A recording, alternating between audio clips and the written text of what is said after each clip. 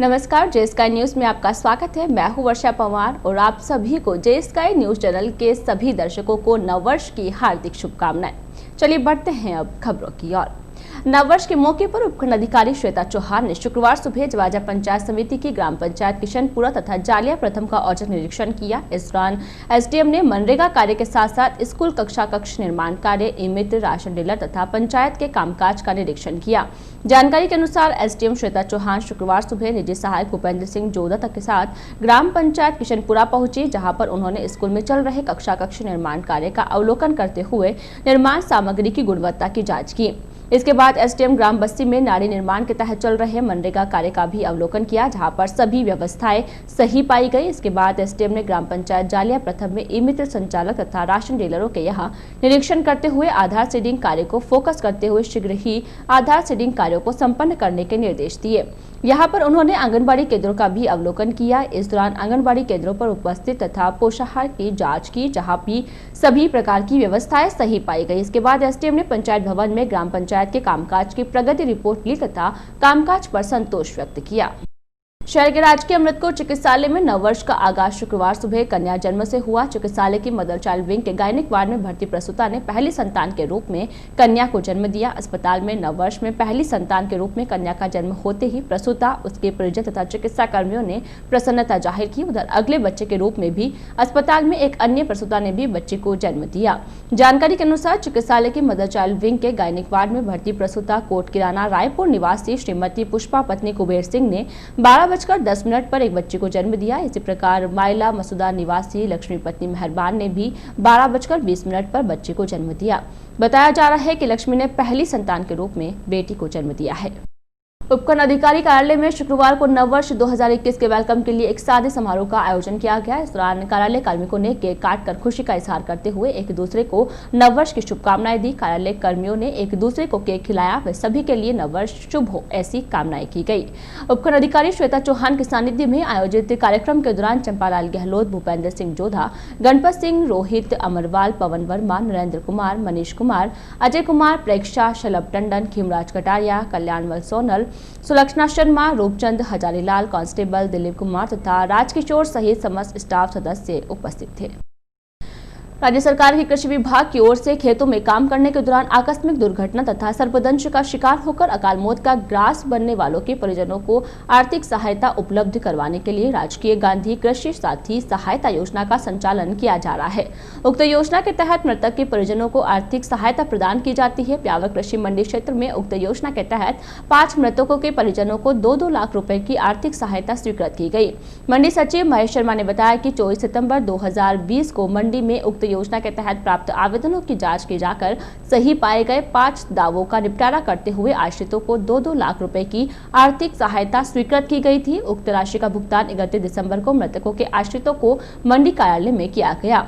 सचिव शर्मा के अनुसार दुर्गावास निवासी श्रीमती सरोज देवी पत्नी हनुमान सिंह, गुजरगमा टाटगढ़ निवासी अमर सिंह पुत्र राम सिंह, खेड़ाकला बड़ाखेड़ा निवासी नारायण सिंह पुत्र सत्य सिंह तथा बड़ाखेड़ा टाटगढ़ निवासी लोकेश सिंह पुत्र ओम सिंह की कृषि कार्य करते समय सर्पदंश से तथा बस्सी कोटड़ा निवासी रविंद्र सिंह पुत्र सुखदेव सिंह की करंट लगने से मौत हो गई थी। किसानों की दुर्घटना होने पर खेती के दौरान उनके दावेदारों को सहायता राशि दिए जाने के प्रावधान है। इस योजना के अंतर्गत 31 दिसंबर 2020 को 5 दावेदारों को 2-2 लाख रुपए की सहायता राशि उपलब्ध करवाई गई। इन 5 में से 3 केस टाटगढ़ तहसील के और 2 केस ब्यावर तहसील के। आशा सहयोगिनियों ने शुक्रवार को उपखंड अधिकारी को एक ज्ञापन देकर उनकी विभिन्न मांगों को पूरा करने की मांग की है। एसडीएम को दिए गए ज्ञापन में बताया गया कि आशा सहयोगिनियों की विभिन्न मांगों को लेकर समय समय पर ज्ञापन दिए गए तथा मौखिक रूप से भी विभाग तथा प्रशासन को अवगत कराया गया, लेकिन आज तक इस ओर ध्यान नहीं दिया है, जिसके कारण आशा सहयोगिनियों ने आक्रोश व्यक्त है। आशा सहयोगिनियों ने बताया कि विभाग के कार्यों के अलावा महिला एवं बाल विकास विभाग व स्वास्थ्य विभाग के कार्य भी करवाए जाते हैं, लेकिन मांगों पर कोई ध्यान नहीं दिया जा रहा है। ज्ञापन में आशा सहयोगिनियों ने बताया कि मांगे पूरी नहीं होने तक शुक्रवार से बाल विकास तथा स्वास्थ्य विभाग के कार्यों का बहिष्कार कर दिया गया है। आशा सहयोगियों ने बताया कि जब तक सरकार उनकी मांगे पूरी नहीं करती है तब तक कार्य बहिष्कार जारी रहेगा। ज्ञापन देने वालों में नीलम चौहान, उमा रावत, ललिता रावत, सुनीता शर्मा, सुगना देवी, प्रेम कुमारी, नेमी देवी, सुशीला देवी, संतोष तथा गीता आदि शामिल थी। हमारी कई तरह की समस्याएं हैं जो कि सरकार हमारे पर ध्यान नहीं दे रही है। कौशल्या जी हमारी तरफ से जयपुर में धरने पे बैठी हुई हैं, कई दिन हो गए, भूख हड़ताल भी कर रही हैं, मगर कोई सुनवाई नहीं कर रही हैं। जबकि हम लोग आशा सहयोगिनी का काम हम लोग बेहतर तरीके से करके देते हैं सरकार को, फिर भी सरकार हमारी पेमेंट बढ़ाने में कोई सहयोग नहीं कर रही है। और जिस तरह पहले हम लोगों को अपमानित किया गया है 200 रुपए 100 रुपए बढ़ाकर, तो हमें चाहिए सम्मानजनक, हम भी कार्यकर्ताओं से बेहतर काम करके देते हैं। कार्यकर्ता एक विभाग का काम करती है, हम 2 विभाग का काम करते हैं, एक महिला बाल विकास का, एक स्वास्थ्य विभाग का। तो हमें सम्मान अगर सरकार दे तो हम कौशल्या जी के साथ में हैं। कौशल्या जी जिस दिन ज्वाइनिंग देंगे उनको लगेगा तो हम भी ज्वाइनिंग देंगे और कार्य बहिष्कार पर रहेंगे। प्रदेश के झुंझुनू जिले में आयोजित जिला स्तरीय 3 दिवसीय एथलेटिक्स खेलकूद प्रतियोगिता में ब्यावर की मेवाड़ फोर्स डिफेंस एकेडमी के 10 एथलीटों ने भाग लिया। प्रतियोगिता में एकेडमी के एथलीटों ने प्रदर्शन श्रेष्ठ करते हुए 3 स्वर्ण, 5 रजत और 1 कांस्य सहित 9 पदक प्राप्त कर ब्यावर का नाम रोशन किया। एकेडमी के टीम प्रभारी कुशाल वैष्णव ने बताया कि इस प्रतियोगिता में एकेडमी की ओर से 200 मीटर दौड़ में कुशाल वैष्णव, अयूब हबीब काठात ने स्वर्ण, कोमल गहलोत और नवीन ने रजत पदक प्राप्त किया। इसी प्रकार 100 मीटर दौड़ में अनीता बानो, शमीम, रजिया काठात ने रजत पदक तथा 1500 मीटर दौड़ में सुनील माली ने कांस्य पदक प्राप्त किया। एकेडमी संचालक शफी काठात ने हर्ष व्यक्त करते हुए बताया कि एकेडमी के 9 खिलाड़ियों का राज्य स्तर पर चयन किया गया है। राजकीय अमृत कौर अस्पताल में शुक्रवार को राष्ट्रीय बहरापन नियंत्रण एवं रोकथाम कार्यक्रम के तहत शिविर लगाया गया। शिविर के तहत विशेषज्ञ ऑडियोलॉजिस्ट और speech therapist Rashika Sharma, audiometric assistant Rahul Mandawara और इंस्ट्रक्टर शिमला मीणा ने मरीजों की जांच कर रिपोर्ट तैयार की, जिसके आधार पर ईएनटी विशेषज्ञ डॉक्टर राकेश मीणा और डॉक्टर नरेश गोटवाल ने मरीजों को श्रवण यंत्र या दवाओं के बारे में परामर्श दिया। राजकीय अस्पतालों में भी उच्च स्तरीय आधुनिक सुविधा उपलब्ध करवाने के मकसद से राष्ट्रीय बहरापन नियंत्रण एवं रोकथाम कार्यक्रम के तहत शुक्रवार को नियमानुसार मरीजों की जाँच की गई। शुक्रवार को चयनित मरीजों के ऑडियोमेट्रिक टेस्ट किए गए। टेस्ट के बाद मरीजों को सुनने की मशीन ऑपरेशन की सलाह दी गई और या दवाएं लिखी गई। ऑडियोमेट्री रिपोर्ट के आधार पर मरीजों का इलाज किया जाएगा। गौरतलब है कि ब्यावर के राजकीय अमृत कौर अस्पताल में 3 लाख से अधिक के बजट से तैयार हुए ऑडियोमेट्री रूम में हर शुक्रवार को ब्यावर में ऑडियोमेट्री टेस्ट करना शुरू किया जा चुका है। शुक्रवार को ऑडियोलॉजिस्ट डॉक्टर राशिका शर्मा ने जरूरतमंद मरीजों के ऑडियोमेट्री टेस्ट किए। मूक बधिर, श्रवण बधिर समेत कई तरह के दिव्यांग को जिला अस्पताल में निःशक्त प्रमाण पत्र बनाते पहुंचते हैं। इनमें मूक बधिर और श्रवण बाधित दिव्यांगों को बैरा टेस्ट और प्योर टोन ऑडियोमेट्री टेस्ट की जरूरत पड़ती है। इस टेस्ट के बाद यह पता चल पाता है कि निःशक्तता का प्रतिशत कितना है। टेस्ट रिपोर्ट के आधार पर डॉक्टर निःशक्त प्रमाण पत्र जारी करते हैं। National programme for prevention and control of deafness के अंदर ये NUHM के अंडर में आता है। मैं यहाँ पे अजमेर में हर शुक्रवार को आती हूँ कान की जांच करने के लिए। ब्यावर में आती हूँ कान की जांच करने के लिए और साथ में स्पीच थेरेपी के लिए। जो भी जिनको भी चाहे ओल्ड एज हो या फिर छोटे बच्चे हों जिनको भी सुनने में दिक्कत होती है उनकी कान की जांच की जाती है। और ऐसे ही हकलाना, तुतलाना या फिर मंदबुद्धि होना या ऑटिज्म की कोई सी भी कंडीशन हो उनके लिए जो स्पीच थेरेपी की ज़रूरत होती है उसके कंसल्टेशन के लिए मैं यहाँ पर आती हूँ ब्यावर के अंदर एवरी फ्राइडे को। और यहाँ पर अब हर दिन छोटे बच्चों की कान की जांच भी होती है। जैसे ही बच्चा पैदा होता है उसकी कान की जांच होती है और उससे हमें पता लग जाता है बचपन में ही विदिन 24 आवर्स की बच्चे को सुनाई दे रहा है या नहीं दे रहा है। पहले के ज़माने में जो 5 साल तक सुनाई देता था, अब वो चीज़ विदिन 12 आवर्स में हम बता सकते हैं चेक करके कि बच्चे को सुनने में दिक्कत है या नहीं। जिला कलेक्टर की अध्यक्षता में गुरुवार को कलेक्टर सभागार में जिला यातायात प्रबंधन समिति की बैठक का आयोजन किया गया। बैठक में ब्यावर नगर परिषद सभापति नरेश कनौजिया ने भी शिरकत की। बैठक के दौरान सभापति कनौजिया ने ब्यावर शहर की यातायात व्यवस्था को सुदृढ़ तथा सुचारू बनाने के लिए कई सुझाव दिए।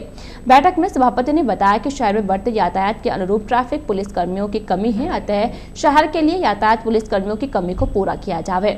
शहर में बढ़ते यातायात के दबाव को कम करने के लिए शहर में चांगेट व भगत चौराहा जैसे भारी वाहन क्षेत्रों में ट्रैफिक सिग्नल की योजना को लागू करने, विजयनगर रोड तथा छावनी स्थित प्राइवेट बस स्टैंड को उदयपुर रोड स्थित रावण दहन स्थल व छावनी पुलिया के बाहर शिफ्ट करने की भी मांग सभापति ने उठाई। सभापति ने बताया कि इन दोनों बस स्टैंडों को शहर के बाहर शिफ्ट कर दिए जाने के बाद शहर की यातायात व्यवस्था में काफी हद तक स्वतः ही सुधार हो जाएगा। इस दौरान सभापति कनौजिया ने बताया कि शहरी क्षेत्र की यातायात व्यवस्था को सुधारने के लिए नगर परिषद की ओर से पाली बाजार, चांगे तथा तेजाब चौक में डिवाइडरों को हटाकर पार्किंग को दुकानों के बाहर शिफ्ट करवा दिया गया है, लेकिन मार्ग के बीच विद्युत पोल लगे हुए हैं जो बाधा बने हुए हैं। सभापति ने जिला कलेक्टर को बताया कि इस बाबत विद्युत विभाग को कई बार जरिए पत्र सूचित किया गया, लेकिन अब तक इस ओर कोई कार्यवाही नहीं हुई है। उन्होंने जनहित तथा शहर हित में जिलाधीश ने शीघ्र ही इन विद्युत पोलों को शिफ्ट करवाने की मांग की है। ब्यावर शहर के जो पिछला वर्ष हमारा मिश्रित निकला है, कोरोना काल में लॉकडाउन में जिस तरह से शहर ने भुगता, और अभी भी हमें सावधानियां रखनी है। साथ साथ ही ब्यावर में हमें विकास कार्य भी कराने हैं और साथ ही समय के साथ ब्यावर का सौंदर्यीकरण भी बना रहे हैं, उसके लिए भी कार्य करने हैं, जिसको लेकर कल यातायात प्रबंध समिति की बैठक हुई थी। तब भी हमने प्रस्ताव रखा कि जिस तरीके से ब्यावर में पाली बाजार और अन्य जगह जो हम चाहते हैं कि यातायात सुगम और रास्ते खुले रहे, पार्किंग की जो नई व्यवस्था है उसको सख्ती से लागू किया जाए ताकि आम आवाजाही को आसान हो, व्यापारियों को राहत मिले। उसके अलावा जो प्राइवेट बस स्टैंड है छावनी और हमारे विजयनगर रोड पे, उनको अन्यत्र कोई नई जगह खड़ा किया जाए जिससे वो बसों की वजह से जो आवाजाही और कई बार जाम जैसी स्थिति होती है उससे निपटा जाए। साथ ही चांगेट जो मुख्यतः चांगेट है, साथ ही भगत चौराहे पे नए स्ट्रीट लाइट वो प्रावधान हो जिससे यातायात उसमें भी आसान हो। इसके अलावा भूमिगत करने के लिए कई बार प्रस्ताव भेजे गए हैं। पाली बाजार की जो बीच में जो पार्किंग में लाइन लगी थी पुरानी, जो बिजली के खंभे हैं वो भूमिगत हो जाए, जिससे हमारे लोगों को काफ़ी राहत मिलेगी।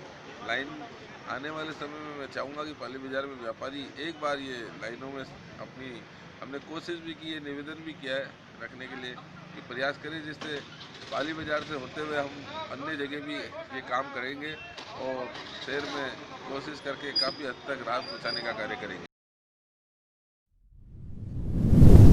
श्री लोकाशाह जैन नवयुवक मंडल की ओर से चलाए जा रहे सर्दी सेवा अभियान के तहत नववर्ष के उपलक्ष्य में शुक्रवार को शहर के टाटगढ़ रोड स्थित कृषि मंडी चौराहे पर एक कार्यक्रम का आयोजन किया गया। अध्यक्ष राजू सेठिया ने बताया कि इस मौके पर मंडी चौराहे पर खुले में रहकर अपना जीवन यापन करने वाले खानाबदोश लोगों को निवास के लिए झोपड़ी बनाने हेतु प्लास्टिक के तिरपाल भेंट किए गए। इस दौरान मंडल की ओर से बिना झोपड़ी के रहने वाले करीब 15 परिवार के लोगों को प्लास्टिक के तिरपाल भेंट किए गए। साथ ही सर्दी से बचाव के लिए ऊनी कंबल, मोजे, टोपी तथा मास्क भी वितरित किए गए। सेठिया ने बताया कि शुक्रवार को उक्त सेवा कार्य निहाल चंद, निर्मल कोठारी तथा ऋषभ खींचा के आर्थिक सहयोग से किया गया। सेवा कार्य के दौरान पारसमल संचेती, ज्ञानचंद सेठिया, अंकित रांका, रौनक श्रीमाल, हर्षित, पवन पालेचा, गुलाब चंद, अरविंद श्रीमाल आदि शामिल थे। अंत में पारसमल संचेती ने भामाशाह का आभार प्रकट किया। केंद्र सरकार ने टोल प्लाजा पर टोल कनेक्शन को आसान और सुरक्षित बनाने के साथ साथ टोल पर लगने वाले लंबे जाम से निजात के लिए सभी चौपहिया वाहनों के लिए 1 जनवरी से अनिवार्य के लिए गए फास्टैग व्यवस्था में राहत प्रदान की गई है। केंद्रीय सड़क व परिवहन मंत्रालय ने 31 दिसंबर रात 12 बजे बाद से शुरू होने वाले इस व्यवस्था में राहत देते हुए 31 दिसंबर की रात में ही एक आदेश जारी करते हुए उक्त तिथि को बढ़ाकर अब 15 फरवरी 2021 कर दिया है। मंत्रालयों के आदेशों के बाद से अब 15 फरवरी तक बिना फास्टैग वाले वाहन चालक कैश लेन में भी हो टोल टैक्स चुका सकेंगे। लेकिन मंत्रालयों के आदेशों के बाद से अब 15 फरवरी तक बिना फास्टैग वाले वाहन चालक कैश लेन में ही टोल टैक्स चुका सकेंगे। लेकिन मंत्रालय के आदेशों के मुताबिक 15 फरवरी के बाद कैश लेन को हर हालत में बंद कर दिया जाएगा और बिना फास्टैग के कोई भी वाहन टोल प्लाजा से नहीं गुजर सकेंगे। अगर कोई वाहन बिना फास्टैग के गुजरता है तो उसे टोल टैक्स के रूप में दोगुनी राशि का भुगतान करना होगा। हालांकि देश भर के टोल प्लाजा पर पूर्व के आदेशों के मुताबिक 31 दिसंबर के बाद से कैश लेन को बंद करने संबंधित सभी व्यवस्थाएं कर ली गई थी, लेकिन केंद्र सरकार के आदेशों के बाद से पूर्व की भांति सभी व्यवस्थाओं को चालू रखा गया है। शुक्रवार को पीपलाज स्थित टोल प्लाजा से आम दिनों की भांति वाहन कैश लेन से भी गुजर रहे थे। मालूम हो कि केंद्रीय मोटर व्हीकल नियम 1989 के मुताबिक फास्टैग को 1 दिसंबर 2017 के बाद खरीदे गए चौपहिया वाहनों के सभी नए रजिस्ट्रेशन के लिए अनिवार्य बना दिया गया था। निर्माता या डीलर द्वारा फास्टैग की सप्लाई की जा रही है। इसके साथ यह भी अनिवार्य किया गया है कि फिटनेस सर्टिफिकेट का रिन्यूअल केवल ट्रांसपोर्ट वाहनों पर फास्टैग लगाने पर ही होगा। नए थर्ड पार्टी इंश्योरेंस के सर्टिफिकेट में संशोधन के जरिए होगा, जहां फास्टैग की आईडी के डिटेल्स को देखा जाएगा। यह फैसला 1 अप्रैल 2021 से लागू होगा। FASTag e commerce website Amazon, Flipkart, Snapdeal, Paytm आदि पर उपलब्ध है। इसके अलावा बैंकों, पेट्रोल पंप और सभी टोल प्लाजा पर फास्टैग मिल जाएगा। इसे खरीदने के लिए 200 रुपए खर्च करने होंगे, जिसमें आपको कम से कम 100 रुपए का रिचार्ज करवाना होगा। इसे अपने बैंक खाते से अटैच कर बिना किसी झंझट के टोल टैक्स का भुगतान कर सकते हैं। गत 1 वर्ष से 70% वाहन फास्टैग की मदद से डिजिटल तरीके से टोल का भुगतान कर रहे हैं। यह एक इलेक्ट्रॉनिक टोल कनेक्शन तकनीक है, जिसमें रेडियो फ्रिक्वेंसी की मदद से सेंसर को रीड कर लेता है। जन जन के किसान नेता व पूर्व जल संसाधन मंत्री सांवरलाल जाट की जन्म जयंती के मौके पर शुक्रवार को उनके पैतृक गांव गोपालपुरा में श्रद्धांजलि कार्यक्रम का आयोजन किया गया। कार्यक्रम में ब्यावर विधायक शंकर सिंह रावत, अजमेर देहात के पूर्व जिलाध्यक्ष प्रोफेसर बीपी सारस्वत सहित पदाधिकारी तथा कार्यकर्ता उपस्थित थे। कार्यक्रम में जननेता जाट को श्रद्धासुमन अर्पित करते हुए विधायक शंकर सिंह रावत ने कहा कि स्वर्गीय सांवरलाल जाट किसानों व गरीबों के मसीहा थे। उन्होंने जात पात के भेद को भुलाते हुए अपने कार्यकाल में गाँव-गाँव, ढाणी-ढाणी में विकास की गंगा बहाई। विधायक रावत ने उपस्थित सभी से स्वर्गीय जाट के जीवन आदर्शों को आत्मसात करते हुए उनके अधूरे कार्यों को पूरा करने का संकल्प लेने का आह्वान किया। कार्यक्रम के दौरान नसीराबाद विधायक तथा स्वर्गीय जाट के सुपुत्र रामस्वरूप लांबा ने सभी अतिथियों का आभार जताया। कार्यक्रम में जवाजा पंचायत समिति के प्रधान गणपत सिंह रावत, भाजपा युवा मोर्चा जिला उपाध्यक्ष बद्री सामरिया, केसरपुरा सरपंच शक्ति सिंह रावत, मांगलियावास युवा मोर्चा मंडल अध्यक्ष संजय सोनी, बिसांगन युवा मोर्चा मंडल अध्यक्ष रमेश जांगीर तथा भाजपा नेता नरेंद्र गंगवाल आदि उपस्थित थे। इस बुलेटिन में फिलहाल इतना ही। पूरी टीम के साथ दीजिए इजाजत, फिर मिलेंगे। नमस्कार।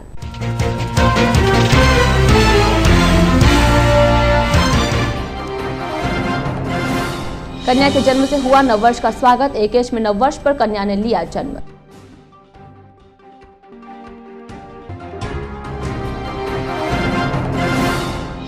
विभिन्न मांगों को लेकर आशा सहयोगियों ने दिया एसडीएम को ज्ञापन। बाल विकास तथा स्वास्थ्य विभाग के कार्यों का शुरू किया बहिष्कार।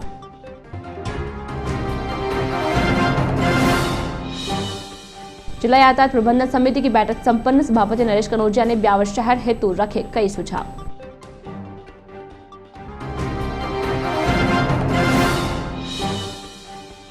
और उपखंड अधिकारी कार्यालय में मनाया नववर्ष। कर्मचारियों ने केक काट कर एक दूसरे को दी शुभकामनाएं।